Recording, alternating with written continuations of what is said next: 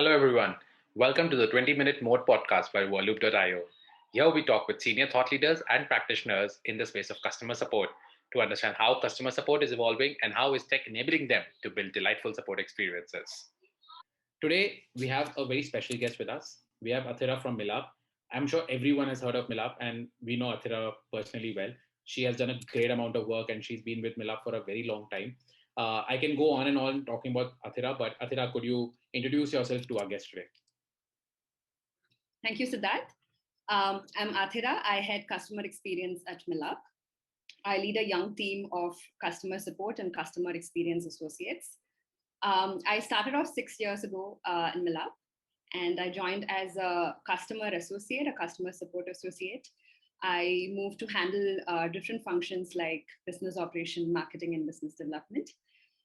As a head of customer experience now, I handle the CX strategies and escalation management.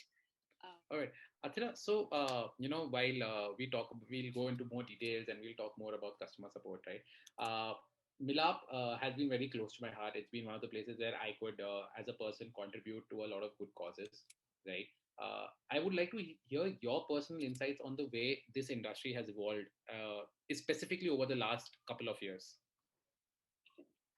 I'll give you a brief overview of how Milaap came into the picture.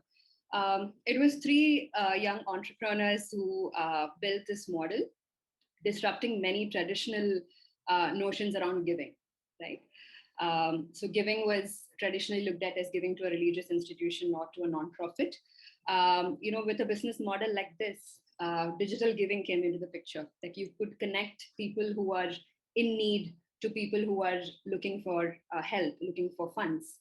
And I think what it established is giving to a stranger can be easy, can be safe. And as a donor who has supported a cause, who has helped a person, you have absolute power to track the impact of your donation. You have the power to know what happened to your contribution. I think this is, the basic ideology behind, crowdfunding and behind our platform. In the last few years, I think there have been a lot of awareness of crowdfunding from individuals knowing the power of community outreach, knowing the power of crowdfunding to support causes like healthcare fundraiser, medical fundraisers, supporting causes like education, supporting causes like animal welfare. So I think there's a lot of awareness on crowdfunding, even though the industry as such is still evolving. And the pandemic as such has caused more, I would say, a little more disruption and more awareness, more acceptance of digital giving, and more engagement on the platform by both corporates and individuals. Got it, understood. I love this word that you just talk about, digital giving, right? It is, and I can relate to that thought process where you said initially it was all about giving it to either a religious institute or, and actually being physically there while giving and, trusting a stranger was difficult. I think Milaap's bridged that gap very well, at least from an anecdotal point of view. All right. Okay. And Athira, now I'm going to go deep dive very quickly into your customer support and your customer CX strategy, right? So what has been from a Milaap perspective, where you have, been a very core team member, what has been some of the major customer support challenges that you have faced in the last, year? Last year, I think 2020 was quite a milestone year for us because we completed 10 years into the business. We also took a leap of faith and launched us as a free crowdfunding platform. And when COVID hit, we opened up our platform for COVID-related fundraisers. We had individuals fundraising for causes, starting from raising money for a friend who has lost his job, raising money for food and other essentials, entrepreneurs raising money for the staff they couldn't pay. We had brands coming, tapping into crowdfunding to support their community. All of this had an impact on the customer support space. Our volumes increased 4x. Along with the volume, the customer emotion on the interactions, the level of emotion and the level of service demanded was more. This required the customer support team members to I think put their skills to best of use, to their advocacy skills, their empathy, to ensure that the concerns are addressed, the support is provided at the end of the day. This phase also brought out some amazing talent, leadership abilities. A great example set, for the young members of the team by the founders when they decided to roll up their sleeves and support the frontline workers, talking to customers, solving very basic queries. So it brought out a lot of talent and leadership qualities, a lot of changes that we never expected will happen in the customer support function within Milaap. Got it. Understood. Understood. And you know, do you feel since you've been a part of and you've been a very senior member in the customer support space, right? Do you feel there is a need right now to reimagine the way customer support has been done, and how is it being done currently at Milaap? And do you think there's a way there is a need to reimagine the way it is done overall? I think what is important to think about is from where the need versus want is derived from to reimagine or innovate. Um, I would bifurcate it this way. Need bases the nature of your business, the context of your business, uh, where it is very critical that you constantly innovate, you constantly reimagine a particular function like customer support.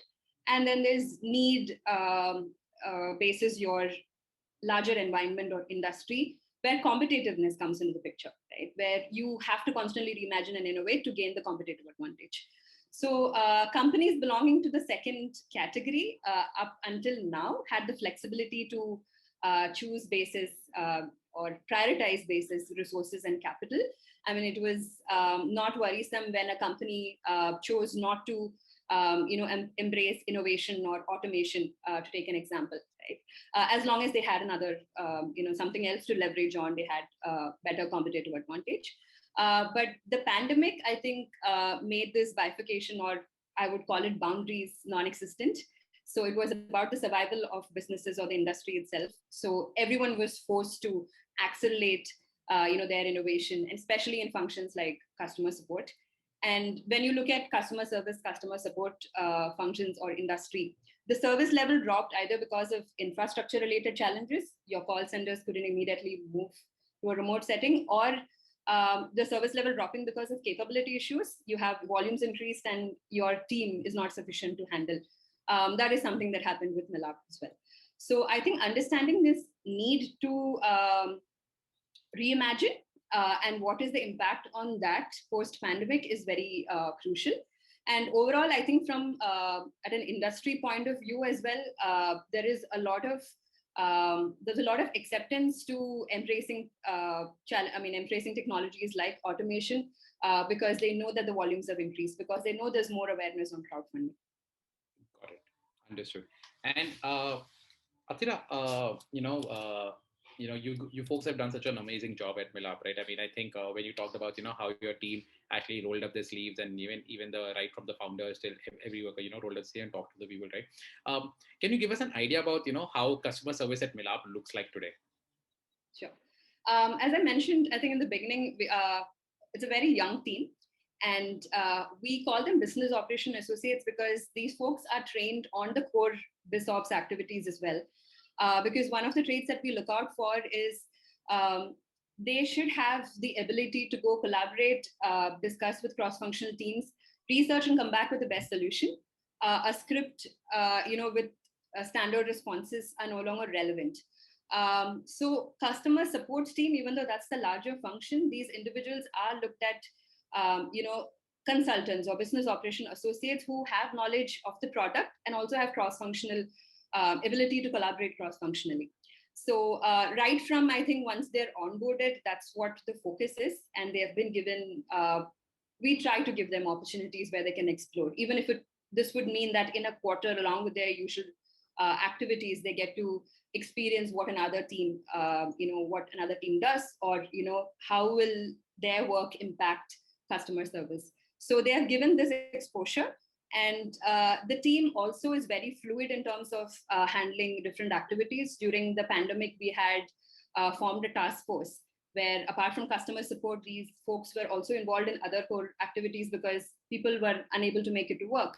They were sick.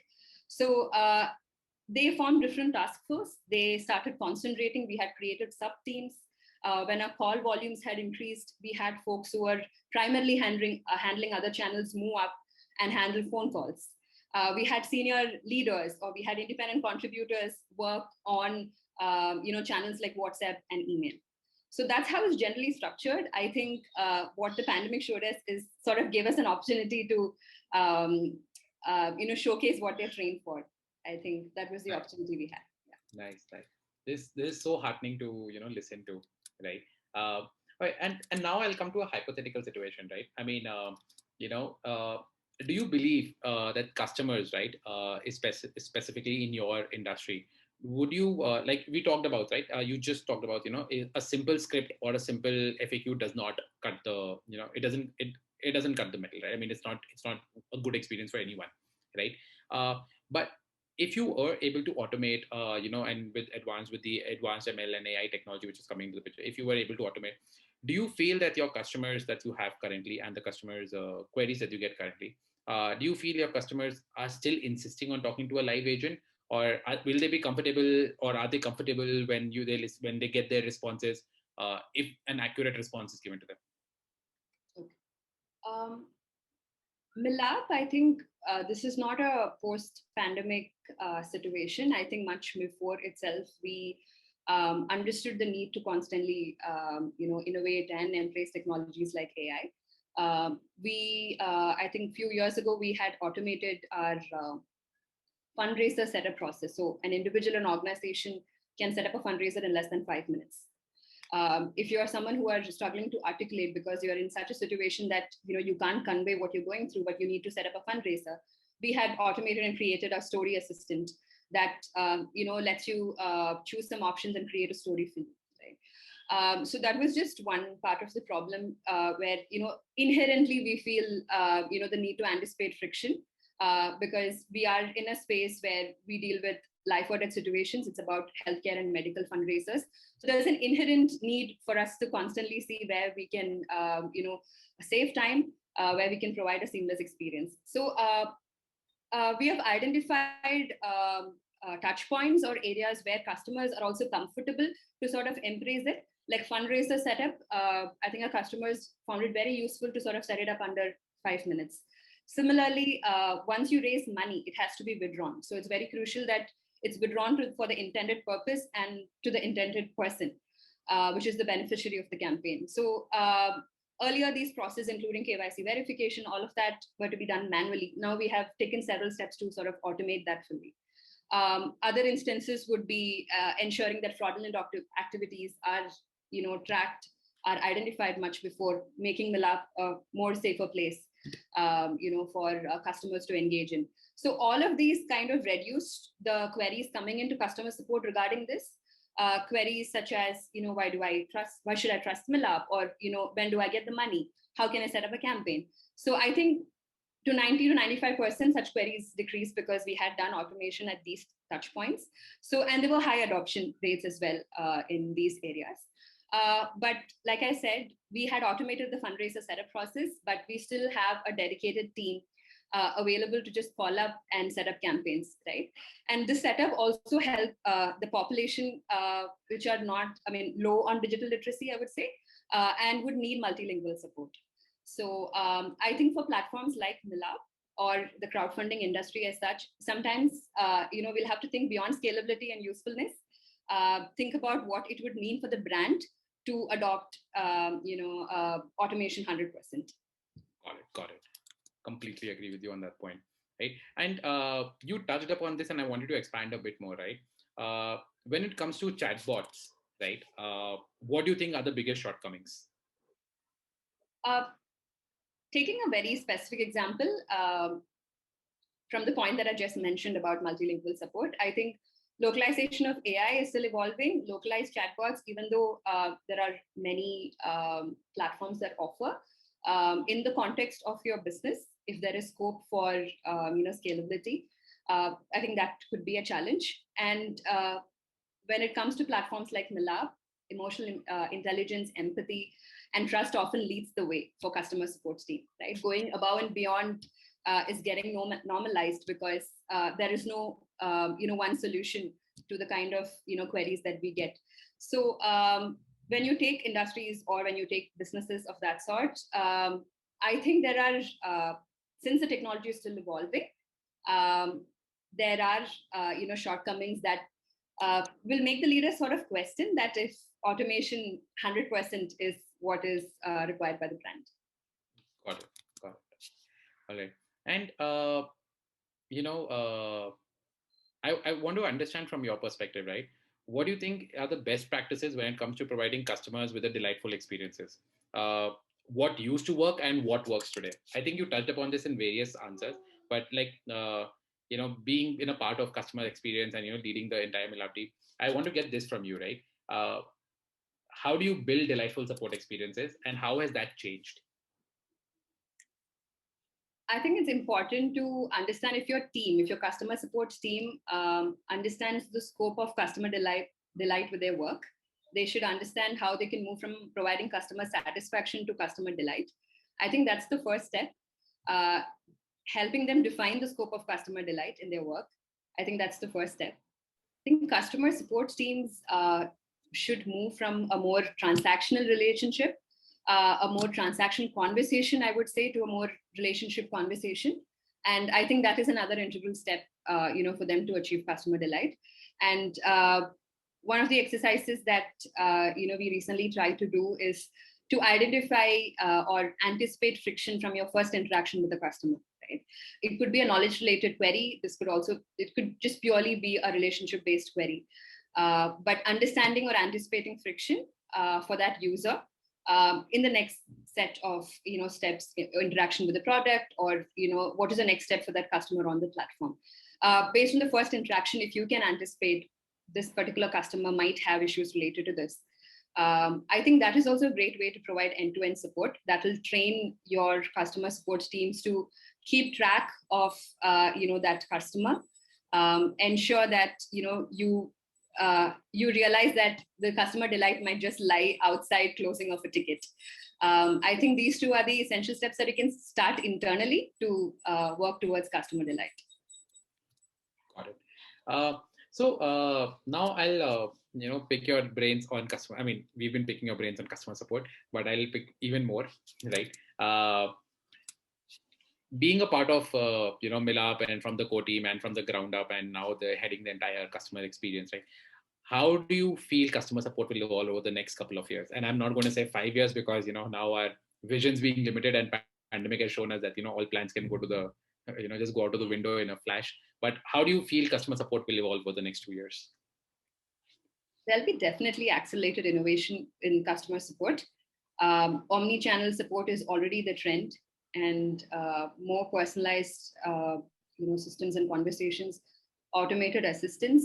And I can also think about organizations having teams that will be more proactive in terms of customer providing customer solutions, given that the customer support team is more reactive when a customer reaches out to you. Like we have a customer experience team. Apart from assisting with escalations, they would also try to anticipate how can we prevent this from happening in the future, or what is that we need to work with the product team or any other team to ensure that the next time such a query comes, we manage it well. So creation of such teams, it could even be a complete revisiting of how customer support is reactive and not proactive, right? It can also be relooking at having a more proactive support. Got it, understood. And we've seen the role of conversational AI, right, in the customer support space. And like you said, it basically accelerated innovation into making a contact center more, it digitally transformed contact centers, right? And, it has helped brands move to an omni-channel support, right? Primarily, these are mostly text-based or chat-based chatbots, right? However, over a period of time, now voice is coming into the picture. Do you think a combination of voice and chat-based conversational AI will be adopted increasingly by brands, especially in the space of Milaap? I think it's a natural progression. Anyone who is who has an omni-channel presence, and then who is already embrace the steps of AI, right, would want to explore voice-based chats or a combination of both voice and text. But within the context of Milaap, also we had introduced a voice-based assistant back in 2019 for fundraiser setup. And the learning from that was it has to be looked at, based on the scenario, very contextual. One-to-one sort of, worked for us. Like, for example, sending a voice-based chat thank you note to a donor instead of a text-based. So these are interesting areas for us to explore. But again, the scope of that overall, all the touch points needs to be evaluated carefully. What's your major pain point with the conversational AI providers of today? Like, if you had to tell them something, right, and tell them, okay, guys, you're doing this wrong, right? What is that you will tell them? I can, as a customer, talk about what challenges that I faced. When in fact, when in one of our systems, when we had this chatbot introduced, our customers reach out in different languages. The emotional state in which they reach out will not enable them to go in that sequence in which the chatbot is implemented, right? You have this query, you have that query. Sometimes it's a simple statement that I want funds or I need help, right? Maybe the person will not even want to interact unless we probe further.